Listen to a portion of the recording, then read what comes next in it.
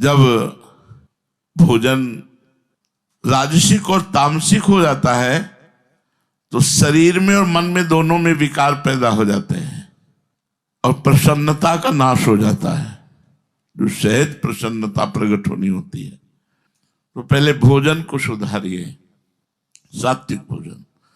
बड़ा आनंद आता है जब 4 रोटी थोड़ा सा नमक लेकर के ऐसे या थोड़ा सा दाल पा लीजिए, फिर आप देखिए शाम। पर वो पानी के लिए मन तैयार नहीं, उसको 14 सब्जी चाहिए, नाना प्रकार की सामग्री चाहिए। इसको रोकिए प्रभु, तो भजन में चित्त लगे, तो मन खुश रहे। हम आपको कहते हैं आत्म प्रसन्नता से बढ़कर कुछ नहीं है। और आत्म प्रसन्नता जब विषयों का राग पूर्वक सेवन करते हैं तब वो नष्ट हो जाती है।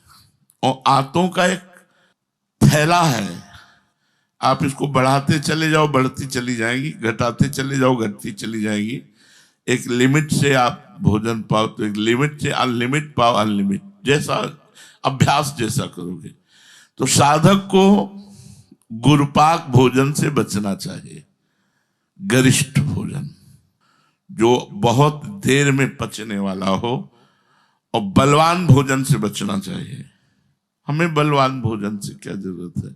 बल वाले भोजन से छाछ, रोटी, दाल, थोड़ा चावल, थोड़ी सब्जी, बस पर्याप्त। एक नियम बना ले, और रोज बदल के पाना ये भी ठीक नहीं है।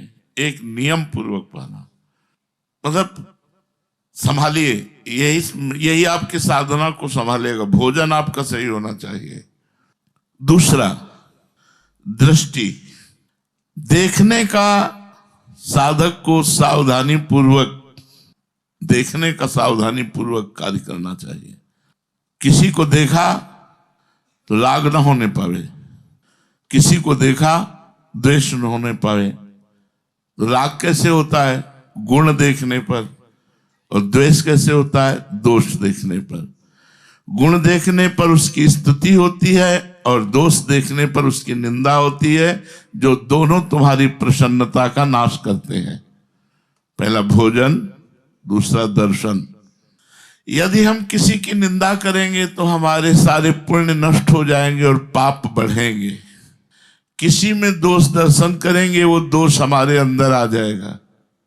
किसी में गुण दर्शन करेंगे, उससे हमारा राग हो जाएगा, तो भगवान का भजन छूट जाएगा। उस व्यक्ति का चिंतन होगा।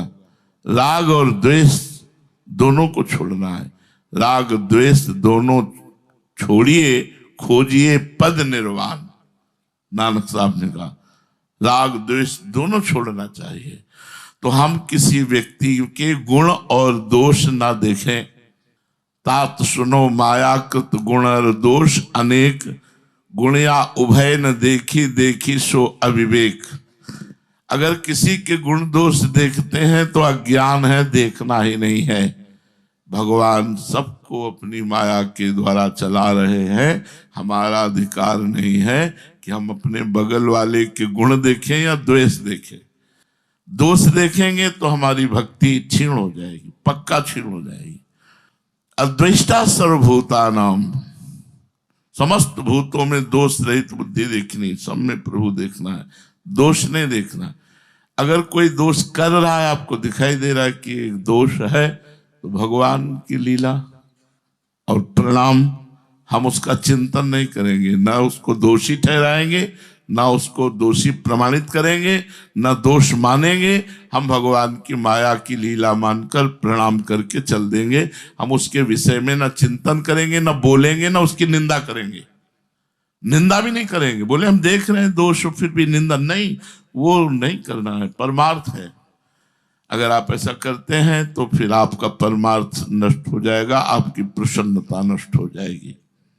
तीसरा है जबान में 2 बातें हैं, एक है स्वाद और दूसरा बोलना। व्यर्थ बोलना, कटु भाषण बोलना, असत्य बोलना, अहितकर बोलना। ये भाषण अगर ऐसा बोलेंगे तो आप खुश नहीं रहेंगे। आपको खुश रहने के उपाय बताए जाते हैं। पहला भोजन सुधारो, दूसरा नेत्र सुधारो, तीसरा अपनी जबान सुधारो। बोलना, वाणी में दरिद्रता क्या, कितना अच्छा अच्छा बोला जा सकता है। बचने का दरिद्रता, इसमें कोई पैसा तो लगता नहीं, बहुत प्यार से बोलो, बहुत मृदु बोलो, बहुत हितकर बोलो, बहुत सोच विचार कर, संभाल कर, सजा कर शब्द बोलो, सामने वाले को खुश कर दो, आप खुश हो गए। अगर आपने ऐसे कटवचन बोले, व्यर्थ भाषण बोले, गंदी बात बोले, निंदा वाली बात बोले, अहितकर वाली बात बोले, तो आप खुश नहीं रहोगे, आपका हृदय जलने लगेगा। उसके फलस्वरूप आपकी प्रसन्नता का नाश हो जाएगा। चौथी बात, घर परिवार के सदस्यों से ममता नहीं करनी, नहीं खुश कभी नहीं रह सकते। कितनी कठिन बात है, हर बात कठिन है खुश रहने के लिए, तभी उल्टा चाल चलता है मन। बोले घर परिवार में सब भरपूर है, सबसे प्यार है, सबसे मिल रहे, ममता है, बोले खुश नहीं रह पाओगे। बोले अखंड खुश रहने के लिए ममता रहित प्यार करो, क्योंकि कब कौन घटना घट जाए, कब कौन बिछुड़ जाए, कब कौन पधार जाए, कब कौन सी लीला भगवान की मृत्यु लोकमयी लीला है। इसलिए सबसे तटस्थ भूमिका, सेवा सबकी, ममता किसी से नहीं। सबकी ममता ताग बटोरी, मम पद मनहि बांध बटोरी। न घर में न परिवार में ममता।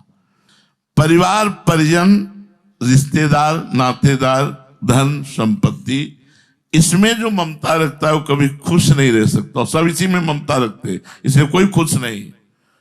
जीवन भर व्यतीत, खुशी जाना ही नहीं, खुशी किसे कहते हैं। आनंद को जाना ही नहीं, प्रसन्नता को जाना ही नहीं कि किसे कहते हैं। भागवती अखंड प्रसन्नता।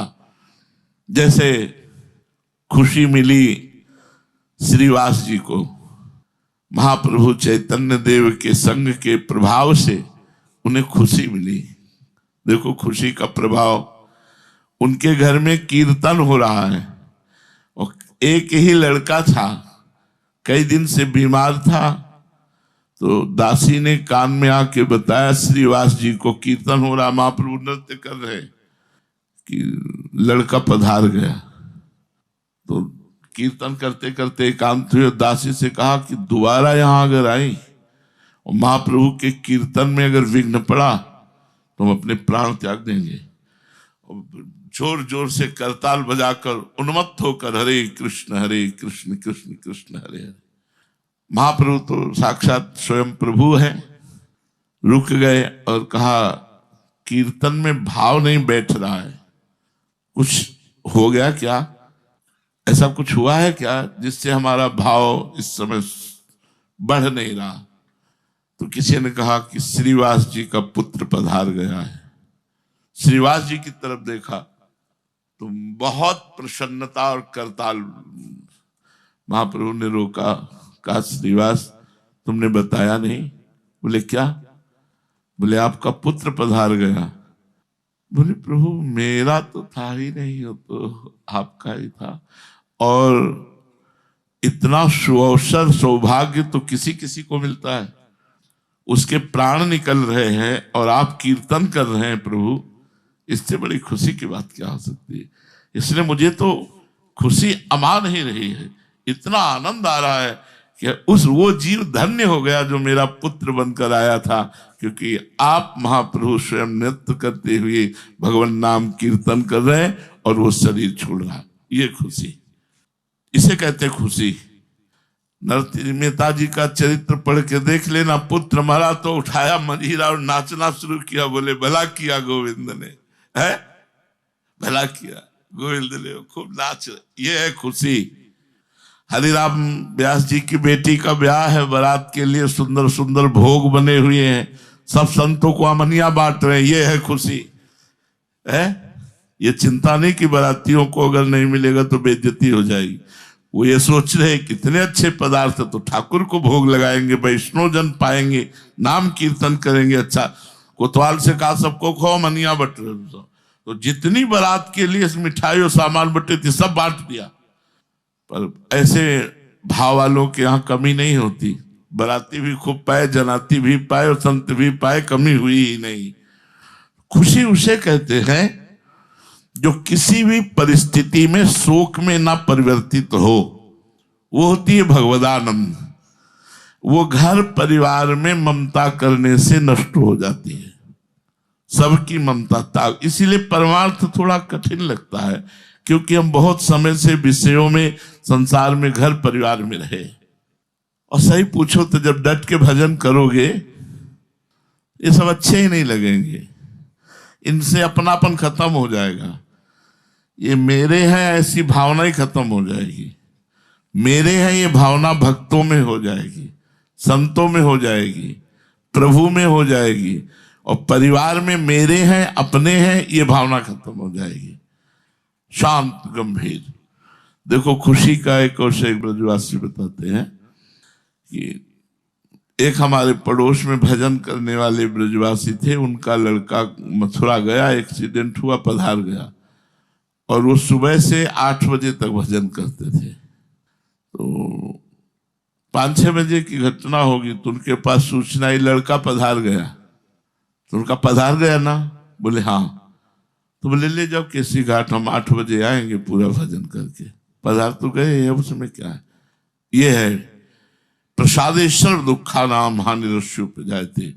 पुत्र माला छूट जानी चाहिए, नहीं छूटी। माला 8 बजे तक भजन किया, भगवान को प्रणाम किया, गए, अंतिम संस्कार में सम्मिलित हुए। राधे श्याम, कोई शोक नहीं। इसे खुशी कहते हैं कि बड़ी से बड़ी विपत्ति भी तुम्हारे हृदय को हिला न सके, शोक युक्त न कर सके। ये कब होगी? जब भगवान से चित्त जुड़ेगा, भोजन सही होगा, देखना सही होगा, बोलना सही होगा, घर परिवार से ममता नहीं होगी, धन संपत्ति में आसक्ति नहीं होगी, तब जाकर के तुम्हारे अंदर खुशी जागृत होगी।